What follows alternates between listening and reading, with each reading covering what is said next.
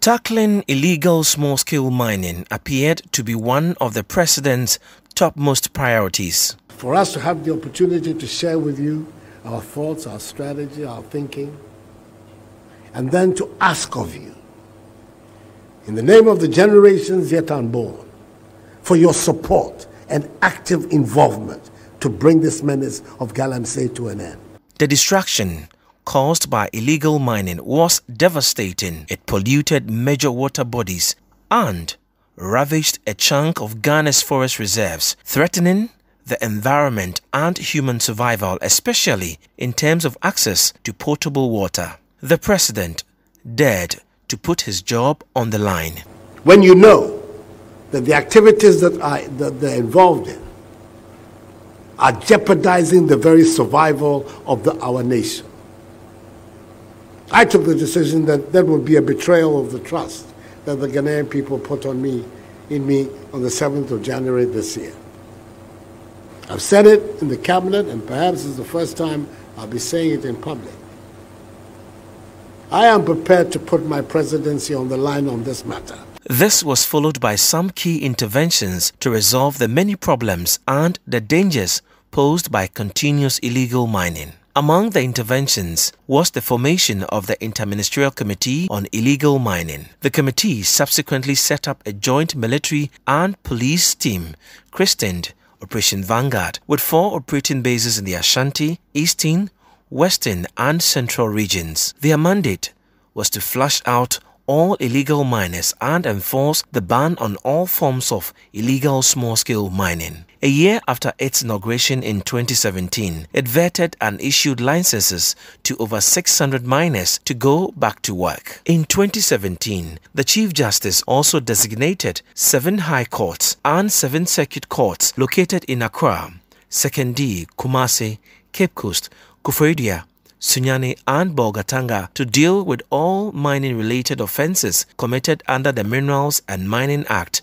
Act 703. Indeed, Parliament also amended the Minerals and Mining Act to prescribe harsher punishment for offenders. Mandated state institutions like the Forestry Commission and the Minerals Commission were strengthened to enforce the laws on small-scale mining. Between 2017 and 2019, there were some remarkable gains. The Interministerial Committee on Illegal Mining acquired technologies like Galamsey, an app that integrated activities of all regulatory bodies in the fight against illegal mining. The ban on all forms of small-scale mining was partially lifted in December 2018. It saw over 600 miners vetted and cleared to go back to mine in an environmentally friendly manner. Other interventions included the training for illegal small-scale miners, introduction of community mining scheme, and legislative framework in tackling illegal mining. These notwithstanding, there were some controversies, including the missing excavator saga and allegations of extortion against members of the Operation Vanguard. Some stakeholders have been taking stock of the interventions and their impact on the fight against illegal mining 3 years after the country's crusade against the canker. It's obvious that we failed. We failed badly, particularly in terms of planning towards the various interventions that government introduced. So simply on a scale of 1 to 10, I will score government 3.5. Basically, we expected government to bring on board some innovative ideas in the fight against illegal mining. But unfortunately, government kept repeating the very mistakes that we made in the past. I've said it several times that this intervention that government introduced, Operation Vanguard, the various institutions that were set up, the Interministerial Committee and whatever, these were not innovative enough. The whole issue should be looked at we should look at a different approach. How do we go about it and manage it at the local level to ensure that we stop it before it gets out of hand to go from the community to district and it gets to a national issue. So that is how we need to look at the approach should be at that level. It should look at more of management, and those who are perpetrating the illegality themselves should be part of the process to bring the change that we want in terms of illegal mining. I think we mixed the focus. We just jumbled all of them together. I recall in my private discussions, I thought that those who had documents and those who were doing it properly must be allowed to do that, so that we could showcase them to the world that, look, those who are doing it properly. Because at that time, there were some people who had received some support from Solidaridad and other organizations and helping them to actually do it in the most acceptable way. The National Consultative Forum on Small-Scale Mining will bring together stakeholders in the mining industry, chiefs, and the media for a 2-day roundtable discussion on challenges confronting the sector and how they can be best solved. The Lands and Natural Resources Minister explains the scope of work of the thematic areas organizers are hoping to touch on. Literally all aspects of small-scale mining, the enforcement regime, the processes required to make sure that the sector is well regulated, even if we want the technology required in terms of how to extract gold from the ore, the legal regime, the legislative regime required, international best practices, and if you want other inputs which will come from the participants of the consultative forum. So it's going to be wide-ranging, it's going to be broad, and we are very upbeat, we are very optimistic, we are very excited about it. We are happy that the president called for it, and it looks like, all things being equal, by the grace of God, we'll have a good show tomorrow, which hopefully is going to bring together virtually all the people who matter in small-scale mining. Stakeholders who will play a vital role in arriving at a more permanent solution also have their expectations on what the focus of the forum should be. First of all, the issue of taking it out of politics should be key. I think the key thing is the application of technology. Technology is very key, because you see, when you have too many people in that space, and you think that monitoring by going to see what they are doing works, it might not work, because there will be the people have their own limitations. The issue of tracking, and those who have followed me know that I used to talk about tracking. You track the machines that really cause a lot of problem, the excavators. You track them against a certain geospatial system. Where, and I used to say that I'll sit in my office and then see that somebody is working where it shouldn't work, and therefore I can disable the machine. You see, this is doable. We did some work, and we were told that it was doable. We as an association are looking at this strategy as community enforcement approach, where government will not look at the national, because it's a national issue, but the solution at the community doorsteps. So we form committees at the communities where the mining is taking place. You have small-scale miners themselves, we have the chiefs and elders, we have assemblymen, and all the other community to manage it. So Minerals Commission will come in and let them know the companies that are supposed to work within their catchment area.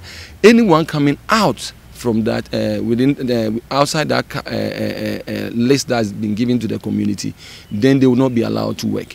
And everybody will know those who are supposed to work. That will eliminate the issue of politically exposed people who try to influence the activities of illegality at the doorstep of the community. We need to be realistic in looking at the political undertones of illegal mining. Unfortunately, sometimes when you hear some government officials talk, they make it look like illegal mining is an abhorrent kind of economic activity that is going on in the communities, engaging by some rascals in the communities and so on. We need to address the political undertones. Very, very important. That is one. The second one has to do with how do we get the chiefs to stop giving out lands to miners? By law, under the Constitution, the minerals in the land, in the ground, belong to the state. They don't belong to the chief. So no chief has the right to grant any concession to anybody. But they are still doing it. If you talk to any of these Chinese in our backyard, They tell you that they go and pay money to the chiefs, and the chiefs give them land. So how do we address this problem without touching the sanctity, the so-called sanctity of our chiefs? Government is optimistic the dialogue would build a national consensus devoid of partisan politics in dealing with the illegal small-scale mining menace, popularly known as Galamsey. A committee has been set up with an office to collect all memoranda, proposals and recommendations from individuals and organizations on best strategies and methods to deal with the menace. Government is hoping the forum will prefer what it calls a multifaceted approach in ending the problem. But will there really be a permanent solution to the myriad of problems in the sector? Our ministers have been unable. They are unwilling to step on toes. They are unwilling to step on toes. That is why the problem of illegal mining keeps festering. We pretend we are addressing the problem, and the problem also pretends to exist. So we keep talking about it, but it is still there. So the minister has to be bold.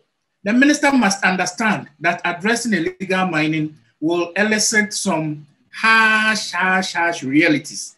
It will elicit some harsh criticism from within his own party and from within, without his own party as well, from both NDC and MPP, from among some chiefs, from among some powerful business people. All these people are going to come after him. And if he's willing to face them, look them in the face and tell them that irrespective of what you say, I will do the right thing in the interest of Ghana. That is what I call boldness, and I expect him to exhibit that. The outcomes, there will be some outcomes at the conference, definitely. That they would have solved all the problems of small-scale mining over there. I'm sure people would come up with various ideas, and I believe that the issue of reducing the negative impact, the issue of monitoring, the issue of technology would come up. And I expect that to come up. My concern is not about even that, because I was at a different forum when the question I asked is, when we do all these things, what do we do with them? You see, if we are going to, sometimes we buy time with all this forum thing. But when we have done, after we have done that, after we have dialogued and we have come up with some blueprint, what do we do with them? At the forum, stakeholders will make some recommendations that will guide the incumbent government's policy interventions in tackling illegal mining. But how are these recommendations going to be implemented, and are there specific timelines considering the magnitude of the challenges? When the report is produced, when the blueprint is produced, we have to take it to the cabinet. The cabinet will examine it, and the cabinet will make a determination on it, after which it will become policy. If it is required for us to have some legislative intervention, I will then have to shepherd the motions in Parliament to ensure that we have the necessary legislative interventions. Now, the implementation of the roadmap or the blueprint, as I said, much of it will be on me as minister and government, but there will be some of it on all of us. And I have to say this, on all of us as a people. This conversation in terms of the national dialogue should come out with a proper communique, and the implementation of those the ideas that will bring about the solution should be looked at. And we should allow technical people to lead in terms of solving the issues that or the challenges that the sector brings. You have Minerals Commission, the EPA, Water Commission and all that. Government should resource them and also give them the free hand to be able to work and work effectively. Currently, the illegal mining menace is on the ascendancy, ravaging a significant part of the country. Once again, the nation will be watching and hoping that the Akufo-Addo administration will do the right thing, devoid of political considerations, as was promised in 2017. If we do this consultation, what we're going to start doing tomorrow, and we still allow the politicians to do their own thing, then what we're doing tomorrow will be a waste. What we are looking for from our countrymen and women is broad-based national support for us to be able to deal with this matter on a non-partisan basis, because in the end, it's about the survival of future generations of our country.